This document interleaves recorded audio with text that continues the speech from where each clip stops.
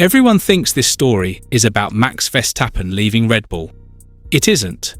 The real bombshell is that two separate escape clauses may activate within days, creating a chain reaction capable of rewriting Formula One's entire power structure before the summer break.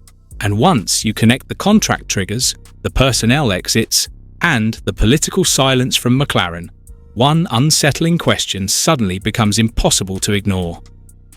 For almost a decade, Red Bull and Max Verstappen looked inseparable. 4 world championships, countless victories, and a team built almost entirely around one extraordinary driver created what seemed like Formula One's strongest alliance. But beneath that success, the foundations have slowly cracked. Christian Horner is gone, key technical figures continue to disappear, and the environment Verstappen once described as family is beginning to resemble a company in the middle of a corporate restructuring rather than a championship-winning dynasty. But there's a catch. What the teams aren't telling us is that this isn't simply about one driver's future. Verstappen's contractual escape clause, Oscar Piastri's reported release mechanism, Gianpiero Lambiase's expected departure, and McLaren's carefully rehearsed public denials all point towards something much bigger happening behind closed doors. If every piece falls into place after Hungary, are we about to witness the biggest driver swap Formula One has seen in decades? Before we move on, make sure to smash that like button and hit subscribe so you never miss out on any of our latest videos. Because once we uncover why every public statement coming from Red Bull and McLaren sounds strangely rehearsed, this entire driver market suddenly starts making terrifying sense.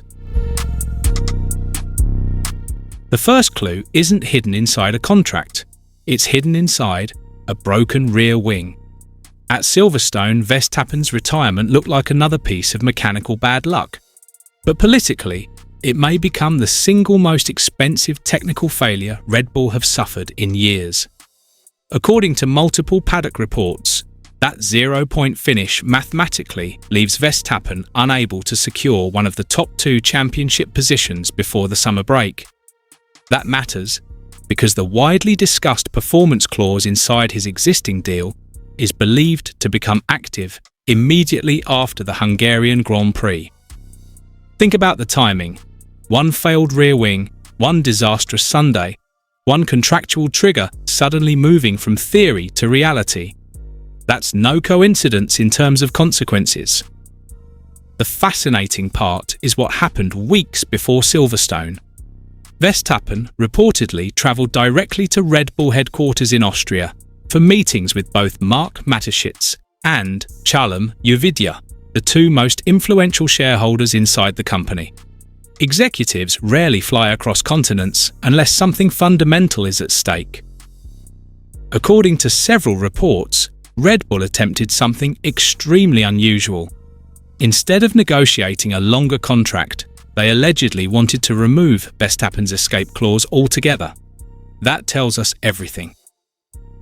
Teams don't try buying out an exit clause unless they genuinely believe the driver is considering using it.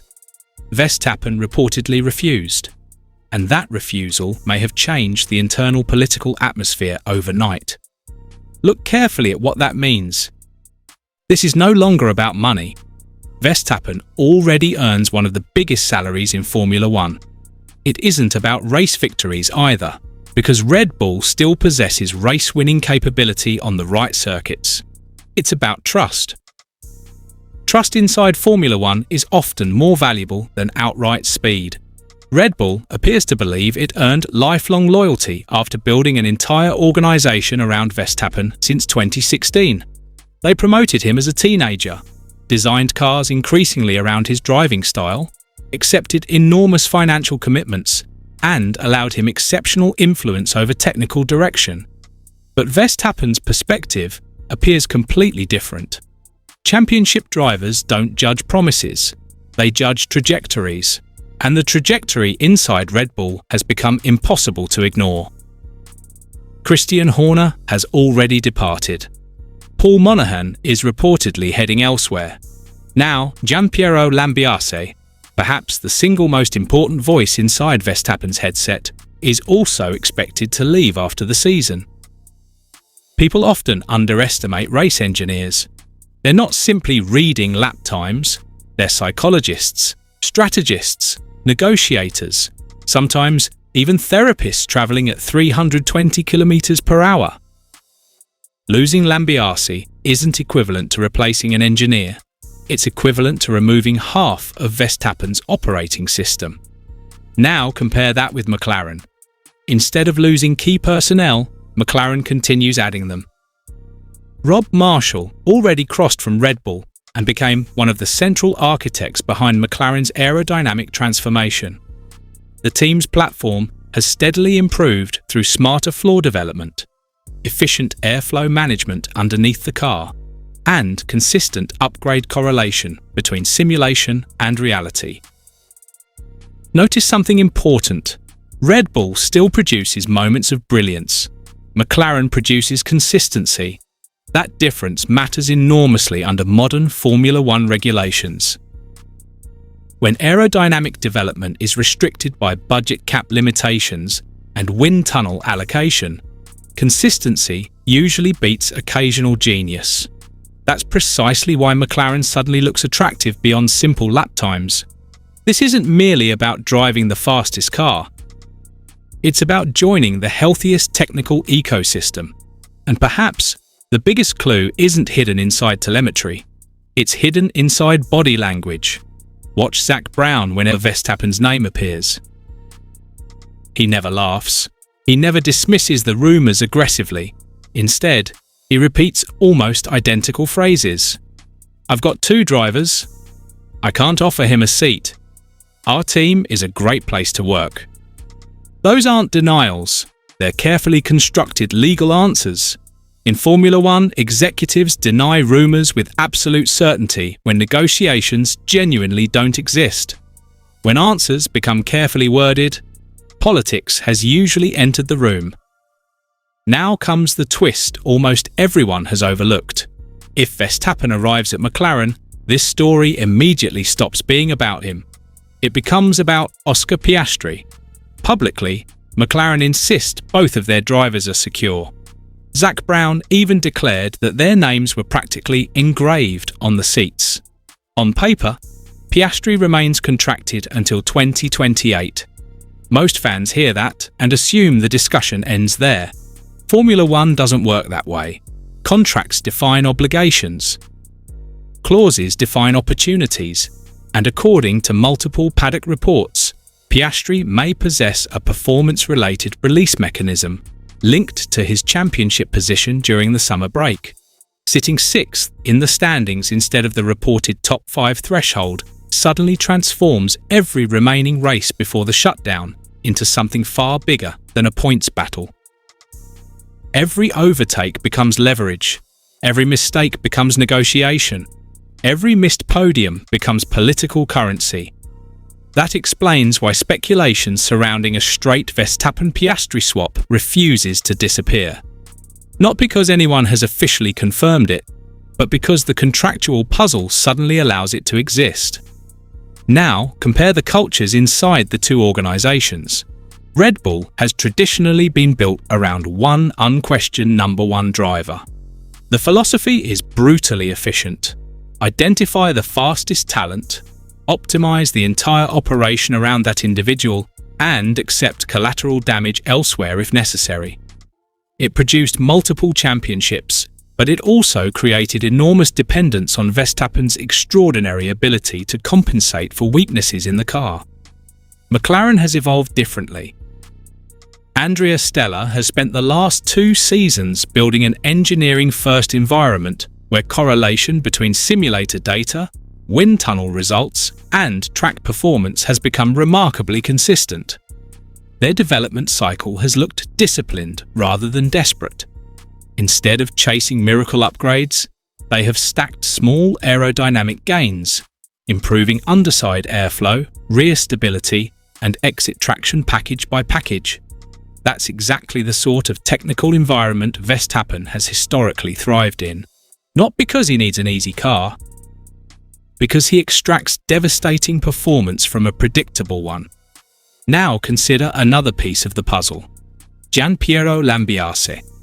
Reports suggest Verstappen's long-time race engineer is expected to leave Red Bull after this season and head towards McLaren following gardening leave.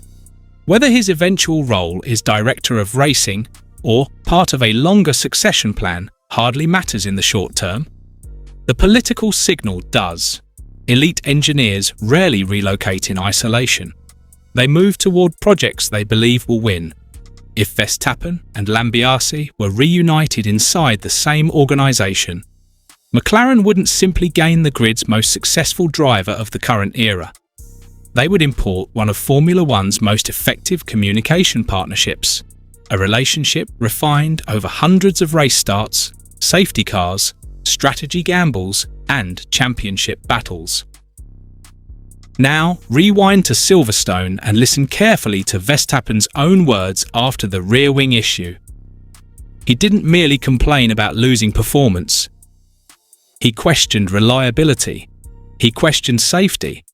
He openly admitted frustration with the car balance and even pointed to a top speed deficit compared with the other side of the garage. Those aren't random emotional comments after retirement. They're diagnostic statements. Championship drivers choose language carefully because every sentence echoes through factories, boardrooms, and future negotiations. Then look across the paddock. Notice how calm McLaren appeared despite constant questioning. No emotional rebuttals, no dramatic denials, just controlled messaging. Sometimes silence is the loudest statement Formula One teams can make. And that brings us to the domino effect. If Verstappen leaves Red Bull, the team's competitive identity changes overnight. Sponsors begin asking different questions. Engineers reconsider long-term commitments. Future driver negotiations become infinitely harder because replacing four-time world champion caliber is impossible.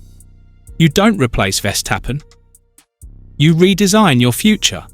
Meanwhile, McLaren would instantly transform from title contender into the undisputed reference point for the next regulation cycle. Adding Verstappen alongside an already elite technical department would send a chilling message to Ferrari, Mercedes, and every midfield team planning their 2027 projects.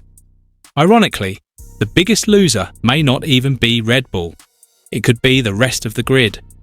Because if the fastest driver aligns with one of the healthiest technical organisations just as Formula One enters a new era of regulations, everyone else suddenly finds themselves chasing a target that has combined elite engineering, stable leadership, and relentless execution.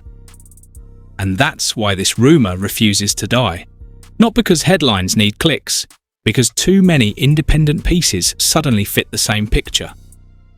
If these negotiations really are approaching the finish line, Formula One isn't preparing for another driver transfer. It may be witnessing the collapse of one dynasty and the birth of another. But is McLaren genuinely building an unstoppable super team? Or is this the biggest bluff of the season? Let me know your verdict in the comments below, and don't forget to subscribe for more deep dives into the stories unfolding behind the paddock doors.